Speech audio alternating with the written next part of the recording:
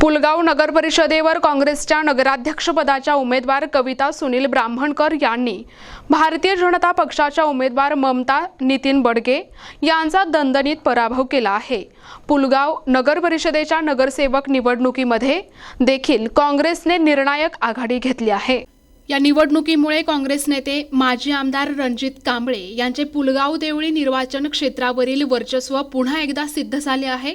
भारतीय जनता पक्षाचे जिल्हाध्यक्ष संजय गाते आणि पुलगाव देवळी निर्वाचन क्षेत्राचे आमदार राजेश बकाणे, माजी खासदार रामदास तडस यांना पुलगाव आणि देवळीच्या निकालामुळे जबरदस्त धक्का बसलाय।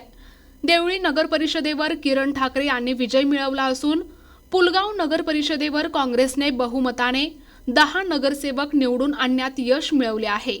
एकूण 21 सदस्यांपैकी काँग्रेस 10, भाजप 8 आणि अपक्ष 3 असे बलाबल असून भारतीय जनता पार्टीचा हा पराभव म्हणजे नेत्यांच्या अभिमानाचा पराभव असल्याची चर्चा जनमानसात सुरू आहे। काय म्हणायचं यावेळेला?